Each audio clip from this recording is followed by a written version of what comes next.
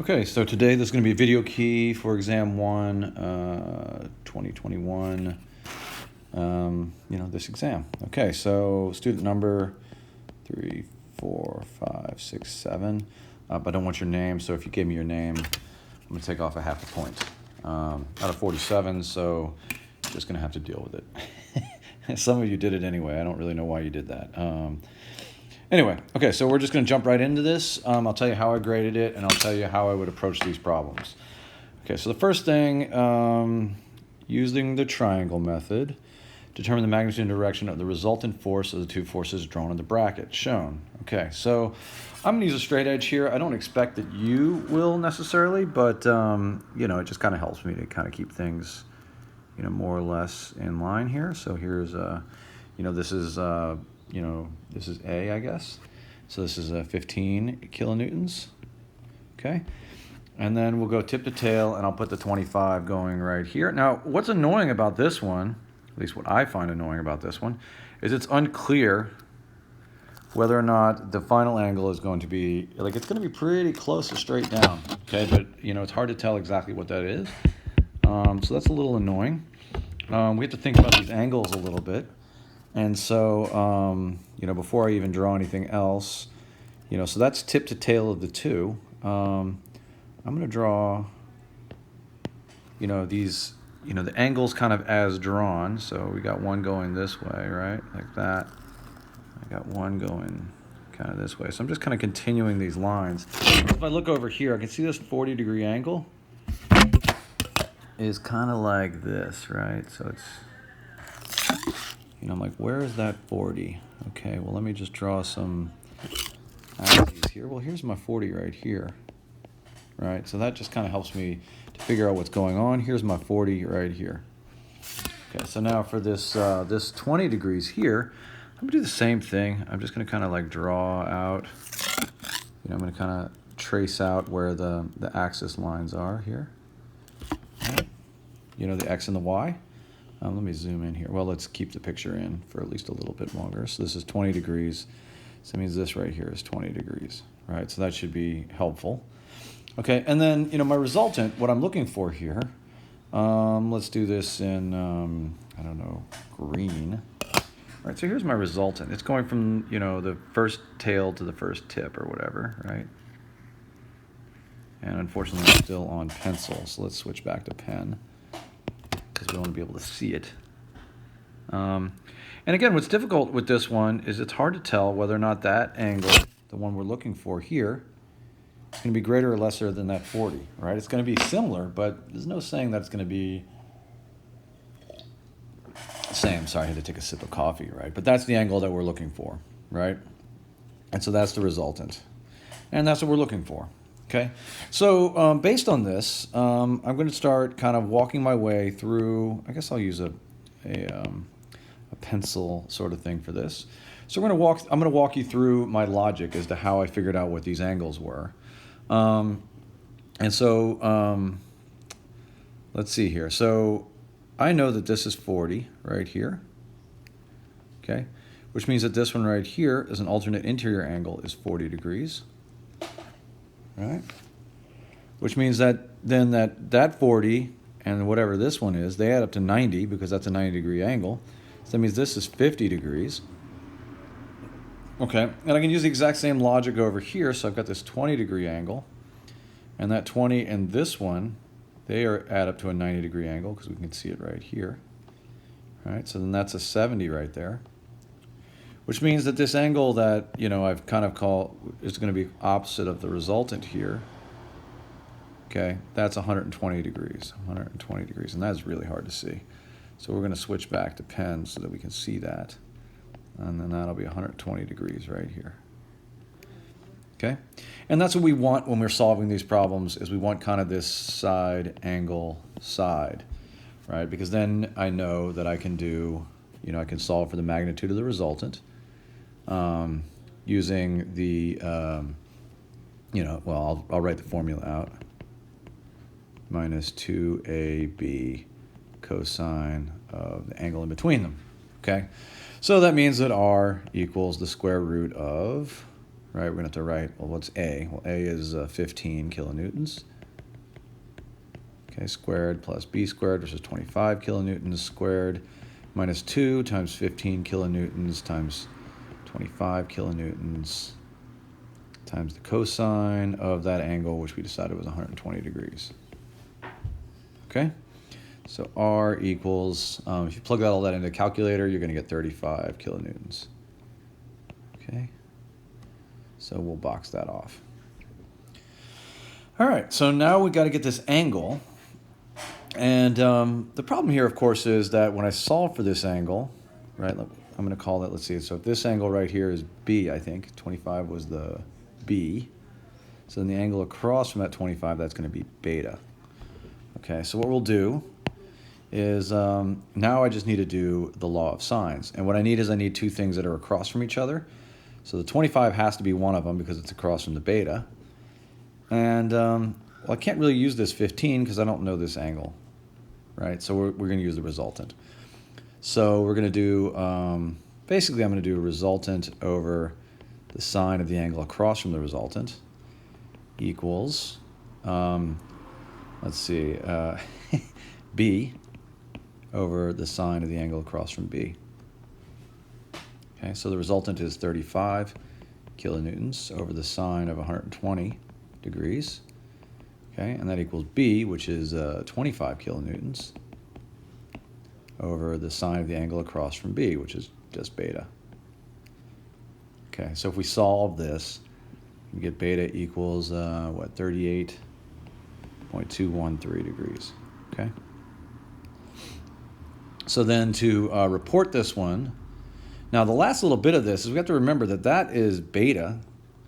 So that is like right, let's see, that's right here, 38.213 degrees, right? But I need this thing to measure from an axis. So I can either note that, you know, I've got to go like another 1 degree this way, what, 1.7 something degrees that way. Or I can say, okay, well, I'm going to do it from the positive x-axis, right? So I need to add, let's see, well, this was 40. So this is 50. So basically I need to do 50 plus 38 to get, you know, to where my angle is. Okay, so that's how I need to get my angle. So my resultant, okay, needs to be, well, 35 kilonewtons. Ideally 3 sig figs. I wasn't going to take off if you didn't put the little .0 on there because it came out so nice and pretty. Obviously if you didn't give me 3, you know, if you got the wrong answer and you didn't give me 3, well, that matters. Okay, now the angle could either be, so measured from positive x, like that, it's going to be this 50 plus this 38, so that's going to be 88.2 degrees. Okay. You also could have had a resultant equals 35.0 kilonewtons, and you could have measured it from straight down if you wanted to. Okay, that's a little bit, you know, less normal or whatever the word is. And hold on, give me 1 second. In which case you would have gotten 1.79 degrees. Okay. You know, it's a little bit less usual to do it that way, but either one of those would have been acceptable. I'm going to box this one because that's the one that I used. I tend to like to go from positive x. I guess you could have also, you could have had a negative angle, and you could have drawn, I mean, you could have done something like this and drawn negative 88.2 if you wanted to. You know, that's, I don't really like negative angles, so I didn't do that. All right, so then how did I grade this? Let's see here. So I said, so I went up to this one, so getting this angle is worth 2 points, plugging this number in, and that number, those are each 1 point, okay? So then we go down here. So this is 12 points total, so I'm gonna show you each of the 12 points. Okay, so for this, for the law of cosines, it's basically, you know, get all of these. Obviously, you could plug all of those in, and then if you get an error here, you know, if like somehow you just solve it incorrectly, but you plugged everything incorrectly, you'll get all 4 of these points, but then you'll lose a point for, you know, calculator failure or something, or algebra, you know. Basically, I can't tell what you did a lot of times. So then we go down here. This answer right here, based on your work above, is worth 4 points. And the way that I split that out is you've got significant figures for this one and this one. Those are each, you know, getting the right number of significant figures. That's worth a point. Getting this angle in the right direction, that's worth a point, okay, or the right way, and obviously it depends on what number is over here. And then getting the correct angle here is worth another point, okay? Because this number here, this 88.2, is not the same as that number. Okay, so kind of just being aware of that and figuring out how to place it in place. So if you add all those up, that's your 12 points, okay? And that's what I'm looking for when I grade this. I've graded, I don't know, half of them or something so far. And most of you did pretty well in this so far. Although, I don't know what half I got, right? Maybe I got the good half or the bad half, I don't know. Anyway, moving on, we're going to go down here. Here's problem 2. Determine the magnitude of the resultant of the two forces shown. Okay, so, I had someone, I can't remember who, because I don't know you guys as well as I wish I did. But one of you came up to me. Well, first of all, one thing that I wish is that I hadn't given you a 45-degree angle here. That's a gift. Usually I never give 45s on tests. I like to give 40s or 50s because then I can distinguish if you know what you're doing. Obviously, with the 45, it doesn't matter if you do a sine or a cosine because they're the same. But anyway, I messed that up, and so I'll have to deal with that. Anyway, so somebody came up to me before the test, and they asked me if their formulas for, going, for these equations were correct. And I just stared at them, and I was like, I don't know. Right? And the reason for that is because the formulas, like, if you look in your textbook has a formula for going from F1, and then just kind of, you can plug and chug by multiplying by sines and cosines to get it in coordinates. But the thing is, that all depends on which one's X, which one's Y, and which one's Z. Right? If somebody gave you a different coordinate system, that's not really going to work out for you. Okay, so I don't recommend, I said this in class when I did it, I don't recommend memorizing these formulas. Okay, it's just not good practice. Anyway, so what I'm going to do here, and I'll do it on the drawing, and then I'll come back and I'll formalize it. But what I'm going to do is I'm just going to kind of get these sides, and I guess I'll make, so here's my X direction, right? Well, let's see. So first thing I'm going to do is I'm going to start with F1.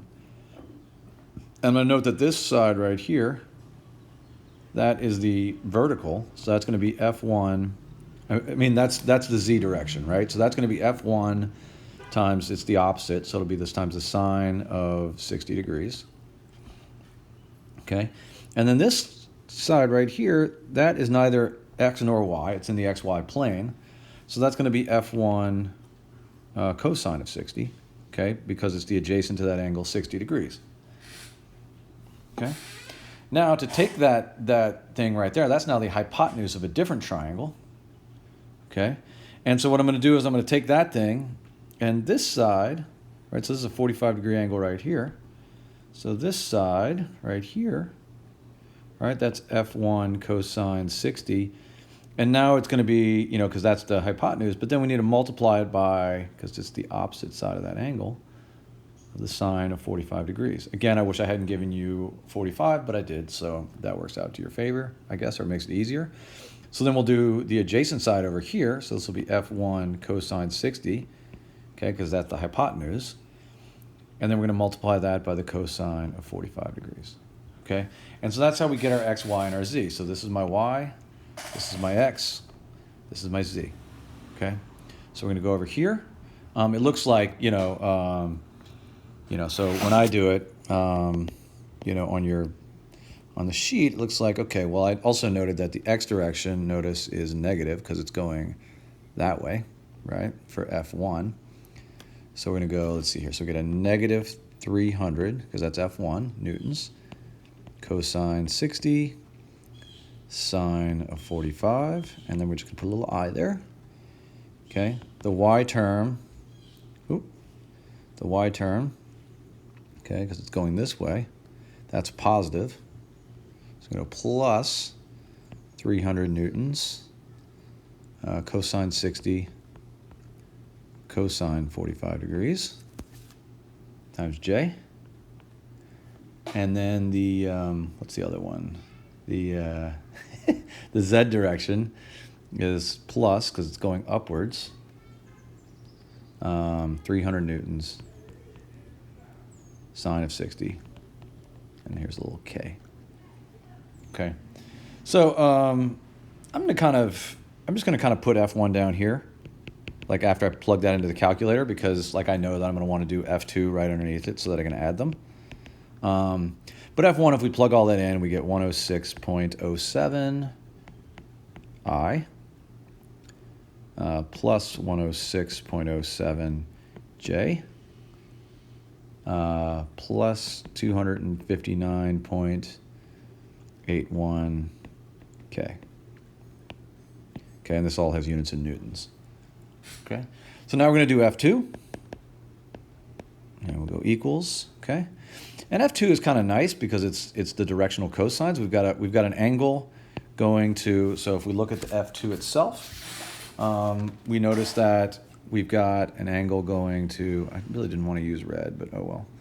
We've got an angle stretching to the y-axis, we've got an angle stretching to the x-axis, to the z-axis, and we just don't have theta x, right? So that's annoying. We need theta x before we can continue.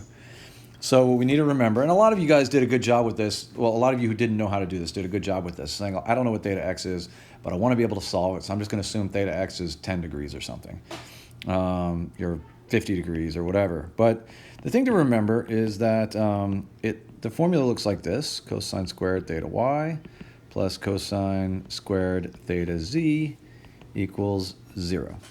Not 0, I always put 0 right there, equals 1. Okay, so this is my aside, and I do it on the side because I don't want it to mess up my work. Okay, this is actually why, like, if you look at my tests, I always put the drawing on the right, because I like having this little space underneath it for my asides. Okay, so we're just going to plug in. Okay, cosine squared theta x plus cosine. Now remember these. That's what's going on with the cosine squared, right? Okay, plus cosine square. Let's keep drawing it like that. We never draw it like this. We put the square on the cosine, but we need to remember to take the cosine first. Okay, and I'm gonna go ahead and do this all the way because there was a fair bit of algebra problems here. So let's just make sure that we can get this. So if I do cosine theta x squared plus, okay, so if you plug in cosine of 45 in your calculator and then you square it, you're going to get a half. Okay, I guess I'll just write it as 0.5. And then if you plug in the cosine of 120 and then you square it, you're going to get a quarter. Okay, equals 1. So then what we're going to do is we're going to, like I said, I'm going to do all the algebra here. Okay, squared equals, so I'm going to subtract that half and that 0.25, and I'm going to get 0.25 on this side. So I'm going to take the square root of both sides. Cosine of theta x equals, okay, and I'm going to get positive or negative 0.5, which is a little annoying, right? And then if I take the inverse cosine of that, I'm going to get two answers.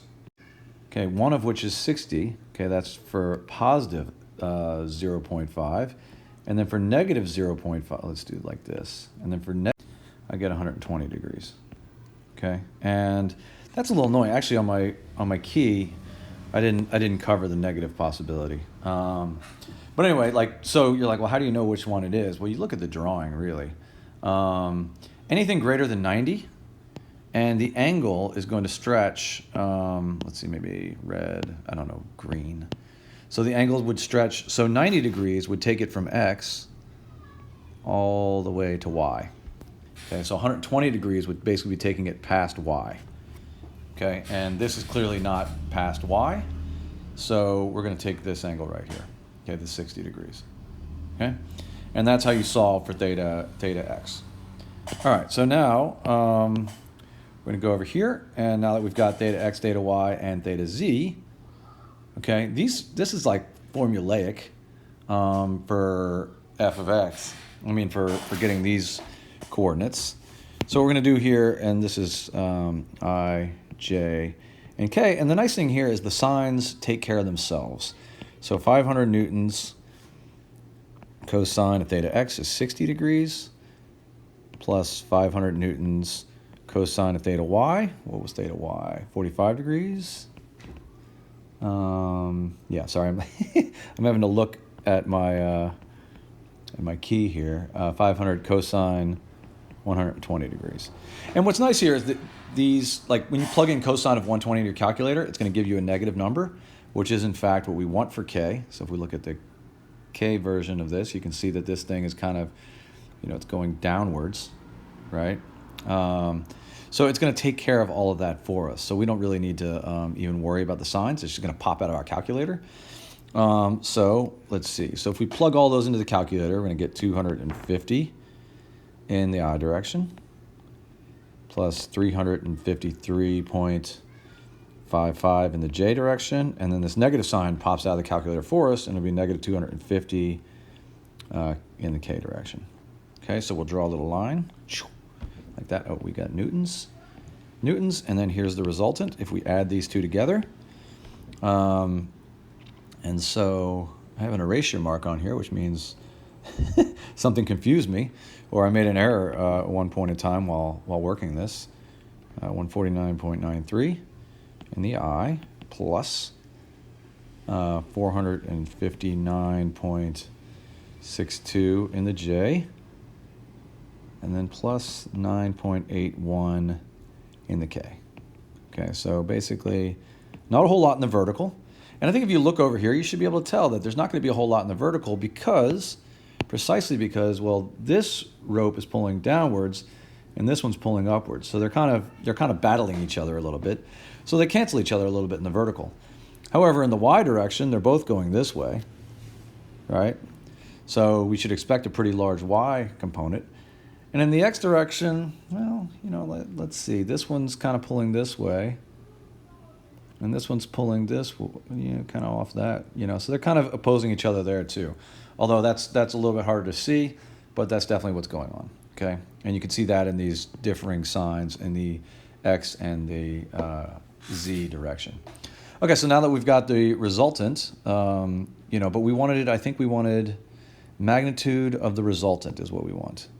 Okay, so to get the magnitude, we're just going to say, okay, well, the magnitude of the resultant. Or, some of you did it like this. Either way is fine. I like this way because it's quicker. Okay, so I just use the arrow on top if I want to say that it's the vector. Okay, so we're going to do this. And we're basically just going to square each of these terms. 143.93 newtons squared plus 459.62 newtons squared plus 9.81 newtons squared, okay? And if we plug that into the calculator, we'll get 481, 80, come on, you can do it, 1.73 newtons. Okay, and so I'll say the magnitude of the resultant is 482 newtons. Okay, so then how did I grade this one? Let's see here. Basically, I was looking at these numbers. So this is a +1, +1, +1. This was +1, +1, +1. This angle over here was worth 2 points to get that one. And then your final answer was worth 2 points. Okay, so that's kind of how it all worked out. So that adds up to 10 points. Because this is 10, that's 12. Okay, so moving on. Okay, here we go. Let's see, a horse P is 570 pounds. Acts on this frame to determine the moment of point P about point O. Okay, so what we need to do is, let's see, we need to start with, let's see. So we're trying to get, let me draw this here. So P about point O, so that means this is the distance, or the displacement vector, R. So that's like an R with an arrow on top, right? And P is causing things to twist around O. Okay, so what we want to do is we want to say, okay, well, let's figure out what's going on here by doing, okay, well, we need P in like some kind of vector form, right? So normally we would say P equals, well, we're going to say it's like, the unit vector P times the magnitude of P, right? So the unit vector of P, right? All right, so let's see here. So the unit vector then for P, it's going from this point right here all the way over to H. Okay, so we're going to need to figure out the displacement and then divide by the magnitude of that displacement. So the displacement, let's see, in the X direction, Maybe I can do this in black, or maybe I can do this in pencil. Let's do this in pencil. I like the pencil. But let's not do black pencil. That's hard to see. Let's do blue pencil. All right. So let's zoom in and see if we can't figure out what we've got, okay? So to go from this point E to that point H in the x direction, let's use pen. That's too hard to see. Okay, so in the x direction, we travel this far. Okay, so the delta x for that force P is, what is that? Here we go, 30 inches. Okay, so we've got 30 inches in the x direction. Okay, what about in the y direction? Well, let's see, we went down this way. All right, so that's, so let's see here, x was this way, that was a positive x. Then the y, we went down, right, we went down 7.5 inches. And then, let's see, in the z direction, we went this way. That's a positive because z is going this way.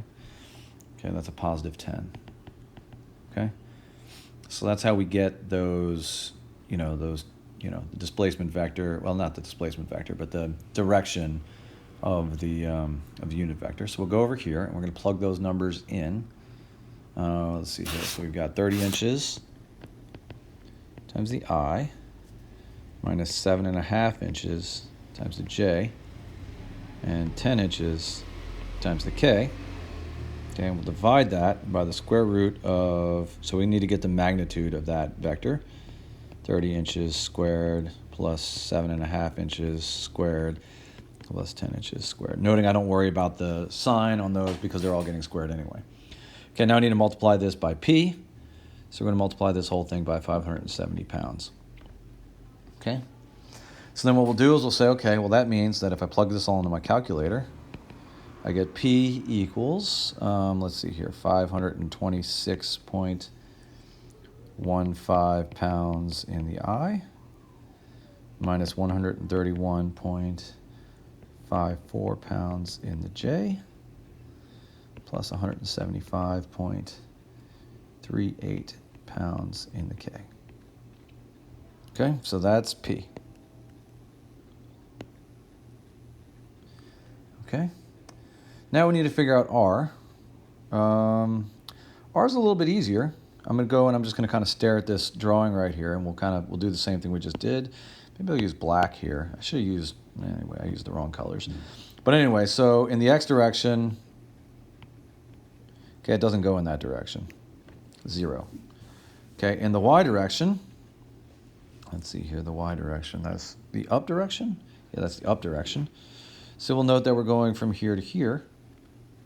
Okay, so that's 7.5, 7.5 in the y direction, 0 in the x, 7.5 inches in the y, and then in the z direction, z is this direction, so notice we're positive, and that looks like that's 10 inches, right? Okay, so we'll go over here, and I can say, well, R equals 0 in the x, 7.5 in the y, and then, what did I say? 10 in the K, I think. 10 inches in the Z direction. Okay? So what we need to do to solve for the moment is we're going to say, okay, well, the moment around point 0, equals R cross F equals. Okay, so here we go. Now somebody asked this in class. They didn't like the way that I did this. And that's fine. There are other ways to do this. I'm going to do it my way, and then I'll do it the Kramer's rule way. I prefer the way that I do it, obviously, or I wouldn't do it that way. I don't prefer the fact that I ran out of space here. But, we'll be okay. So what I'm going to do is I'm going to put in R, 0, 7.5 inches, 10 inches, and then I'm going to just create 2 more columns here. And then for P will go underneath, or F, R across P. So P will be 526.15 pounds and 526.15 pounds. And then we'll do negative 131.54 pounds, negative 131.54 pounds, and then I'll get 175.38 pounds. Okay, so so we're going to go ahead and work this. And I think maybe what I'll do is I'll do this in green. I'll do the positive rows, the positive numbers in green and the negatives in red. So I'm going to start here. So when I multiply those, I'm going to get, so that's going to be a positive.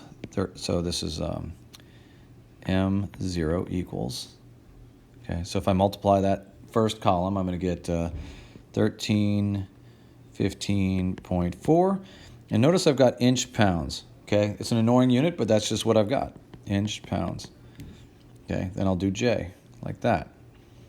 And I'll go plus 5,261.5 inch pounds, annoying. Okay, and then I'll do this one, and notice that's a 0.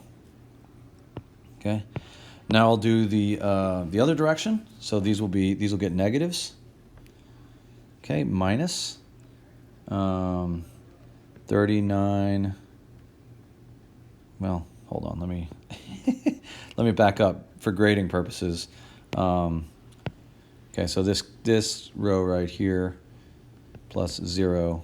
Okay. All right. You didn't have to write that down, but that was worth a point. Just if you know, it's basically like, did you multiply this correctly? Okay, so then we're going to do this one, and that one gets a negative sign, and it's going to be negative 3946.1 inch pounds, annoying units, but that's what we've got. And then we're going to do this one. Okay, and it already has a negative sign, but it's, you know, a backslash. It's in this direction, so that negative goes away. So this becomes plus 1315.4 inch pounds. And then we've got one more right here, and that's a 0, plus 0. Sorry, I screwed up, didn't I? This needs a, let's see, this one right here needs a K. And this one right here needs an I. And this one right here needs a J. Okay. So then at this point, we're just gonna close this problem out by doing M naught equals, and basically we're gonna gather these things together. Oh, I didn't do that on the first bit either, did I? Okay, let's see. This one was an I. This one was a J. Right, okay. So basically I'm going to gather my I's together, my J's together, my K's together, right? So here we go. So these two I's go together, and they become 2630.8 in the I. Okay, my J's, I only have this J, plus 5261.5 in the J. And then the K is just this one. And it's going to be minus 3946.1 in the K direction. Okay, and that has units, so we'll put those out here. Units of inch pounds. Okay, so at this point you would, you're now ready to, what's the word? You're now ready to basically make this presentable. So 2630 in the I plus 5260 in the J, or minus 3950 in the K. Okay, and that's inch pounds. Okay, and that is your answer. Now you may have said, you know what, I don't like these big numbers. You could have converted this to foot pounds by just dividing it by 12. So if we divide this by 12 and then round to 3 sig figs, you also could have said 219 in the I plus 438 in the J, minus 329 in the K. And then we would have had nicer units, the foot pound. Okay. So that's how we solve this. I'll go ahead and, I'll show you how I graded this. Let's see. So really I was looking at, can you get R, can you get P, right? So here's R, plus 1, plus 1, plus 1, and here's P, plus 1, plus 1, plus 1. And then it was, can you take a cross product, right? So then we've got plus 1, plus 1, plus 1, plus 1, plus 1, plus 1. Okay, so that's another 6. And then, can you get the right answer? And so down here, in whatever form you got the answer, each of those is worth 1 point. Now, obviously, this creates some, difficulties for me because I have to go in there and look to see if you made any errors. Because obviously, if you put a number in wrong here, that's going to cascade through the whole thing. So I have to, check your work and not double count. So you'll probably see on this one, if you made a small error somewhere, you'll see DDC, meaning don't double count, meaning there's an error here, but I'm not going to double count. Like I already took off up here because you got the wrong number there, and I'm not going to double count you for that. Okay, so that's 15 points there. Before I move on, I want to cover what happens if you wanted to solve this using the Cramer's rule. So if you wanted to do this and you don't like this method of doing this, so let's go over here, and I'm going to do that real quick. R cross P. Okay, and then I'll go ahead and write this out. One nice thing about doing it the Cramer's rule way is it doesn't use as much space. Okay, that to me is about the only benefit. Let's see here, 7.5, 10, 526.15, negative 131.54, and 175.30. I think that's a 30, right? 175.38, excuse me. All right, so if you have this, what you'll do with the Cramer's rule, and I just don't like this, but that's entirely up to you, is we're going to basically cover this thing up, so don't look at it, okay? And then we're just going to do a little matrix of these 4. Okay, so I'll do this one minus that one, okay? And that one's going to be multiplied times I. So I'll do I. So let's see here. So the moment around point 0 equals this. So I'll say moment equals, and I'll have I times, let's see here, 7.5 times 175.38. Well, let's see. I got to do this on the calculator. Okay, so that's 1315.4. 1315.4. And then we're going to go minus that diagonal. Okay, but notice it's already got it's got 2 negatives, so this becomes a plus. And if you multiply that, you're going to get 1315.4. Okay. Units on that are inch pounds, of course. Inch pounds, pounds, inches. And then we'll do the J, right? And so now with the J, I'm going to try to erase this as best I can. Doesn't really look like it's going to let me. Okay, so basically minus J. Okay, so here we go. And basically, I'm going to be doing these crossed with these. Okay? So notice, don't forget this negative sign here. But I'm going to do 0 times this thing, which is a 0.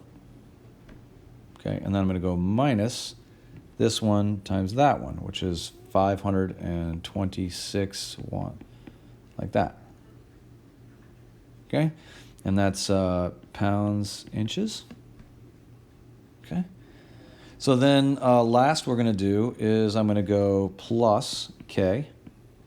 Okay, so I'm going to kind of cover this one. And this is what's left is this, little matrix right here. And I'll do this diagonal, 0. And then I'm going to subtract this diagonal, which is 7.5 times 526.4, or ish, 3946.1. Okay, and that's going to be pounds, inches. Pounds, inches. Okay, so you can do that if you want. And you'll notice these are all the same numbers that we had over here. If you stare at them, you'd be like, oh, those are the same numbers, right? And so I can grade this exactly the same way. You'll get the exact same answer. It's just if you prefer the Cramer's rule, that's totally fine. So what's this? 2630.8, I think. That's in the I direction. This is going to be plus 5261.5 in the J direction. Minus 3946.1 in the K direction, right? And that's pounds, inches, okay? And if you stare at it, you'll notice that this is the same as that, okay? or I guess the previous step before I rounded and made everything look pretty. Okay, so either way is totally fine. Okay, let's see. Let's finish this sucker up. Here we go. Knowing that the connection is in equilibrium and that P equals 602, so let's get P equals 602 kips. I love kips because they're easy to write. And this is 425 kips. Determine the tension in rods A and B. Okay, so let's stare at this thing. I think in this case we can like kind of just do it right beneath it. Okay, so what we're going to do here is I'm going to have two equations. It's in equilibrium. Sum of the forces in the x equals 0. Sum of the forces in the y equals 0. Okay, so in the x direction, let's see what we've got. So right here, they've kind of drawn a free body diagram for me, so there's no reason to like get into that necessarily. So let's see. Let's start with this Q right here, right? So we've got something going off this way, and I got something going off this way. Right now I only care about the x component.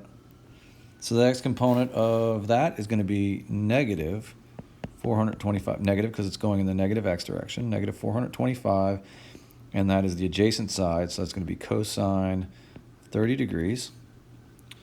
I need units on that, so we'll put a little kip right there. Okay, looks like TB is positive, so go this way.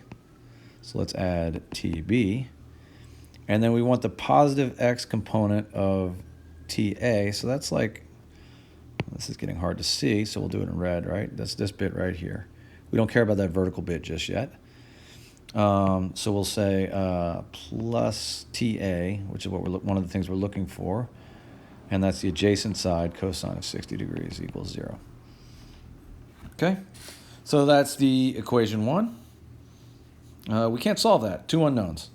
So let's go to the vertical. Okay, so on the vertical, let's see what we have here. Let's just kind of go in order that we did a second ago. So let's go right here. Okay, so that's 425 kips times, that's the opposite side, sine of 30 degrees. Okay, then let's see, we've got this negative 602 minus 602 kips. Okay, and then we've got this right here, so this plus, and that's the TA plus TA, and that's the opposite side, sine of 60 degrees equals 0. Okay, so these are our 2 equations. Now we've got to do is solve them. We should note that in this case, this one's easier to solve because there's one unknown, right? So this is just, some algebra here. So if we do the algebra, we'll get TA equals 449.76 kips. That is a really pretty K.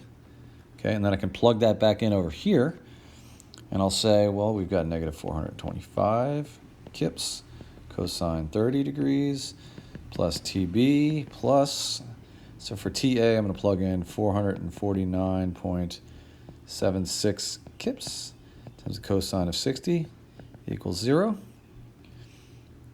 Okay, and then if I plug all that in, I'll get TB equals 143.18 kips. Okay, and then so I'll say for my final answer, TA and TB, I'm off the page. But TA is 450 kips because I only want 3 sig figs, and TB is 143 kips.